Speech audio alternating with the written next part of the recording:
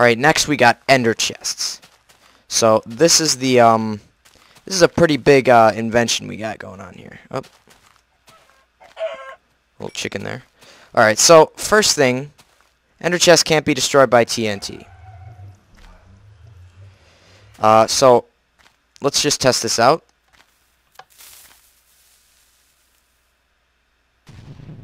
And yeah, see? Rock solid. Bam. Nothing. It's completely intact. Now, what are ender chests used for?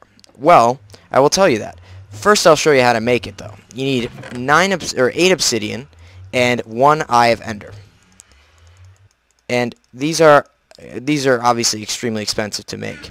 You can buy I believe you can buy eyes of ender from a priest if you need them, but they're pretty expensive. All right, so that'll make 1 ender chest. Now, the cool thing about these ender chests is that they hold a universal inventory. So whatever you put in here, your gold ingots, let's say, or your diamonds, yeah, very valuable stuff. Now, of course, they're indestructible pretty much. So a creeper comes along, no problem. These things will be, these things are indestructible. They're like a vault safe that someone would use in a bank. But the cooler thing about it is if someone wants to go and now if your chest actually does get destroyed or you get separated from the chest, no worries. You can just make another one. So let's just take the one that I just made, for example, and we'll put it down here. Check it out. The diamond and gold ingot are still in there, and they're in this one and they're in this one as well, and they're in the same area too. Well, that doesn't really make much of a difference, but whatever. Now I couldn't get the end to work, so I can't really show you it working in the end. However, I can show it to you working in the nether. So we're gonna go to the nether right now.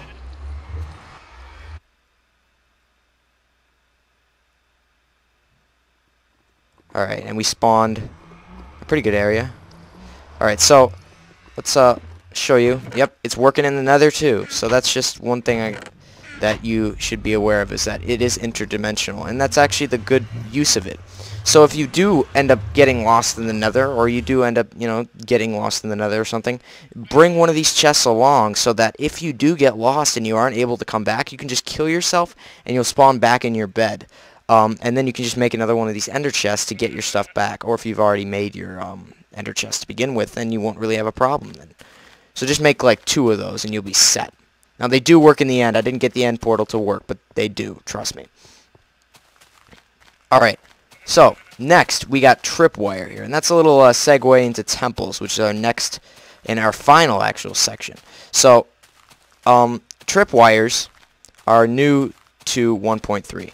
They are basically, they're a redstone sort of tool, and to make them you need let's see, oh, I didn't have a crafting table here, that's right, but it's 1 iron on top of 1 stick on top of 1 wood plank. So they're pretty cheap to make as far as it, but still not as cheap as making just a normal pressure plate. But if you want to fool someone, this is more useful in multiplayer servers, obviously, because it's almost invisible there.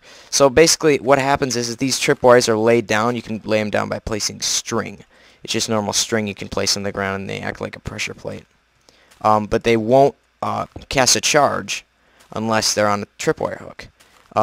So you can't just use them as normal pressure plates. They won't work as that. Oop, I'm flying, sorry.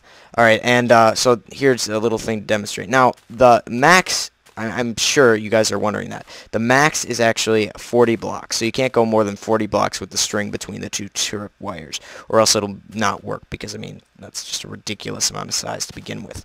So, yeah, that's the max is 40 blocks. So, as you can see, works fine. 2 trip wires. The block casts out the charge. This block, I believe, casts out another charge. Yep, they both cast out a charge when you step on them. So, yeah, you can see everything's lighting up, and that's a little demonstration I put together for you guys there. So, this is the almost final part. Let me get some cocoa beans, because before we go into this temple, there's a pretty big thing that was done. Now, since, if you remember, cocoa beans are almost impossible to, were impossible to get. Why did I do that? Sorry, my bad. So I need to get some cocoa beans. Let's get some here. Should be in, yep, here we go. Cocoa beans. So cocoa beans were impossible to get originally. But now, because they're not just in dungeons anymore, now you can actually find them. Now, I spawned all these trees in with bone meal, so they won't, have them just grown already. You can't just, they won't have them, they won't spawn with them on like that. But you can actually plant them on the tree trunk of the thing. So it'll work just fine that way. And I don't know how quick they grow exactly, but I believe you can use bone meal on them to make them grow faster. Yep. So that will drop more cocoa beans, but I'm in creative right now, so you can't see that. Also, there's a 1 in 1,000 or like 1 in 100 chance that if you break these leaves, you'll get cocoa beans from them.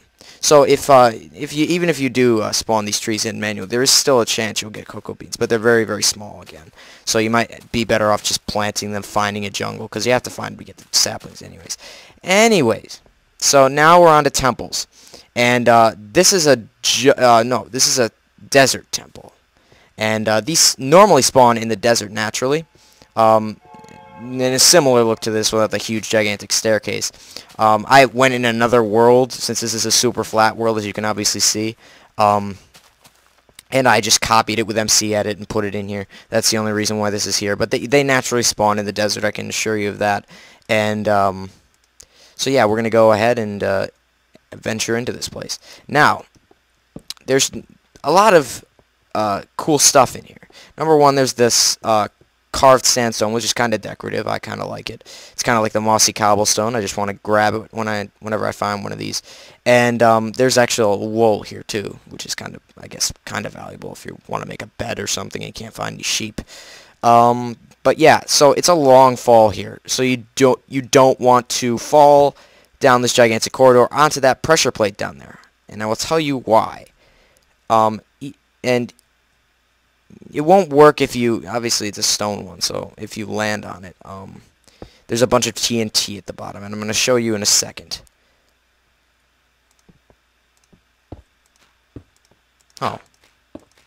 Oh, yeah, that's right. It didn't spawn in the TNT because that's right. The map was made prior to this. That was obviously something. So yeah, there's treasure down here. Gold. I think emeralds can be found here too. Not really sure. I don't think they can, actually. I think those are only the jungle ones. But yeah, gold, diamonds can actually be found in here, if you're interested in that, and tons of bones, presumably from people who died falling down here. So yeah, that's pretty much it for these kind of temples. Now, the other one, which is a little bit more interesting, is the jungle temples, which we are going to now go to.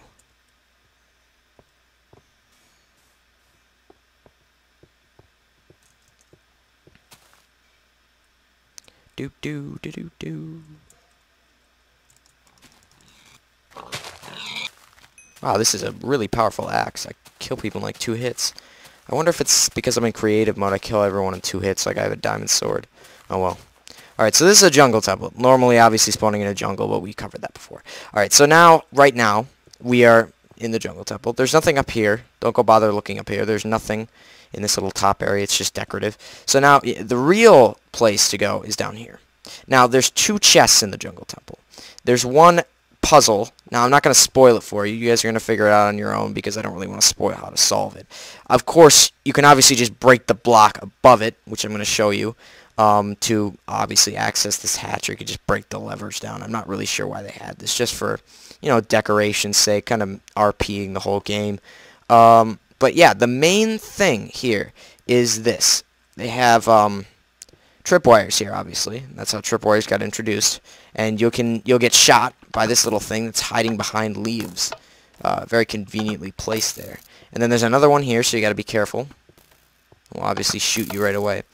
So before you let your guard down. And there's 2 iron ingots and some bones in here. Now, there will be, these can contain emeralds and I think gold. Maybe. I'm not sure. Maybe gold. I'm not sure. I can't really confirm that.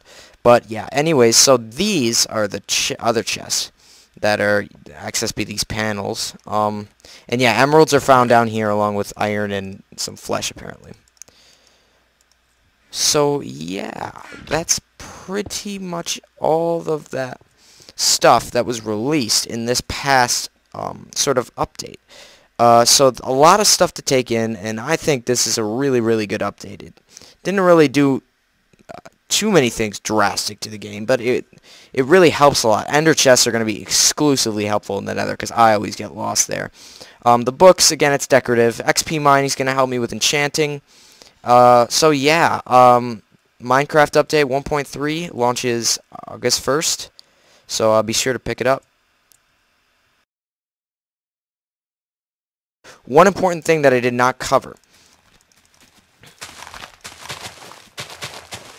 because it's not really a main feature, it's just kind of a fix. It's just like a change. Let me get some soul sand here.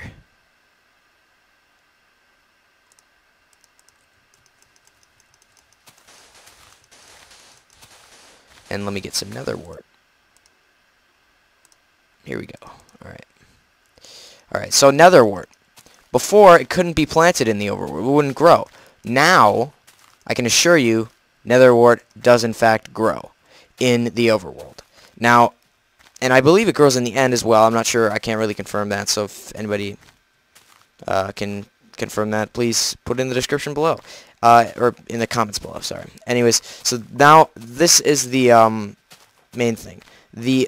I always had farms growing in the nether, and whenever I would go down there, I would have the farm at, the villa of my nether portal, and I would go down. Yeah, see? It just grew. So yeah, these things definitely grow in the overworld, and they grow at a pretty fast rate too. So so now everybody doesn't have to worry about, going in the nether for long periods of time to get nether wart, because nether wart's pretty it's pretty essential to the whole potion crafting because it's the first ingredient you need. So yeah, that's all I'm going to be covering of 1.3 update. If I missed anything important, you guys can just put it in there if you think it needs mentioning. I know everything that was put in the mod already. I checked the change log and everything, but if you guys think that I should mention something, put it in the comments below, and I'll try to put it in the description. Alright, yeah, so see you guys.